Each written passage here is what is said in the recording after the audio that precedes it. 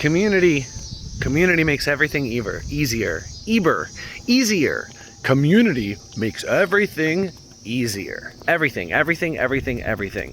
My car is in desperate need of repair, and I had gigs all weekend, and I was panicking at first because it was like, okay, like, can my car, I was literally in ChatGPT telling it about what's going on with my car and asking it how many miles it thought I could go. And I was like really stressed out, really freaking out. And then I realized I have 3 roommates with cars, and I have a van, and we have a band van that I can use. So I can get a ride to things, and I can just drive the van to get to things. And I don't need to really panic and be freaked out about lost work or my car breaking down on the way. And this is just a testament to what it means to have people who truly have your back. And I can remember when I lived alone in Chicago for years, I didn't feel like if I had a car issue, I truly had somebody who could come pick me up. I didn't really feel like I had anybody that I could call in the middle of the night and say, hey, my car broke down, I need you to come get me. Or somebody who I could borrow a car or could give me a ride to a gig or whatever. And when I had car issues, they were mine and mine alone to fix. And my schedule is often very packed with long drives, gigs every day, stuff that I need my car for every day. And in the past, when I had car issues, they would spiral out of control and get worse because I didn't know how to create time to fix them. And I felt alone. And I've realized that when you have community, when you have other people involved, you actually increase your options. Other people who are willing to find new options. Jack always says, I don't mind problems because problems create more solutions. And when you have problems, if you have other people who you can hang out with, you can find more solutions to your problems. I was alone for a long time, at the very least in spirit. And well, it's funny, my spirit's always been overflowing and abundant and joyful for the most part, but I was alone in the sense that I didn't really feel like I had people I could truly connect with. Especially when I first came to Chicago, I really felt as if my full self wasn't welcome and wasn't loved. And even when I did have people telling me they loved me and liked having me around, I didn't love myself enough to see that. I had a lot of issues with being able to just be secure in my own abilities and my own achievements. I had a lot of voices telling me I needed to do better all the time. But I have overcome that, and I've realized how much I have a lot to stand on. I have my own personality, my own abilities, my own accomplishments.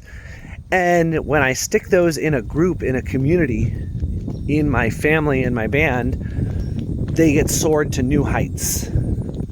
I think the biggest thing I keep getting on this YouTube channel is that trying to do stuff alone sucks. And a lot of musicians and comics, performing artists actually try to do it alone, and they trick themselves by thinking they're surrounded by all these people that are in a community. And so here's some golden advice for anyone who's performing.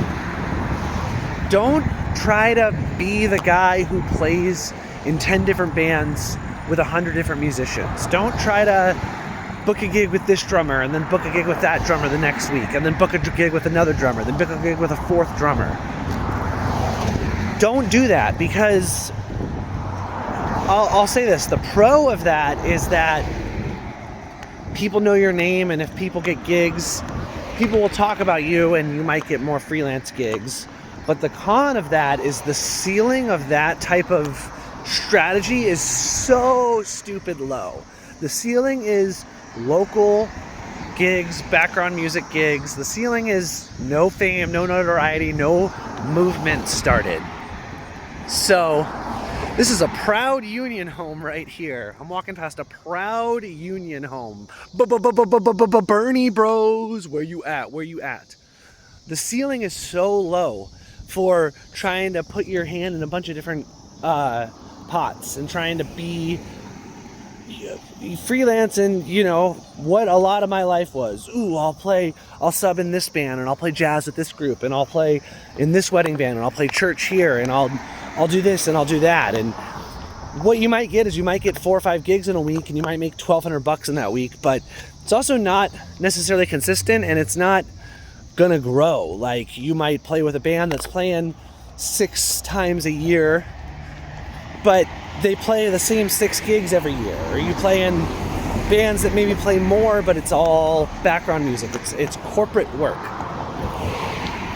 It also doesn't foster real community, because you're not seeing the same people every day. You're not intimately getting to know them, getting to see, like the people in Sneezy, I know so much better than some of the people who I played music with for 5 years in Chicago, because we see each other literally every day, literally every single day. We've been in the van together for hundreds and hundreds of hours, going all around the country together. We've been in really challenging situations together. And so trying to do it alone, like, even if you are super talented, it's not going to get you very far. Find people who have the same vision as you. Hey, shut up, truck! Shut up! I'm talking here. Find people with the same vision as you, the same desire to build something, and commit to them.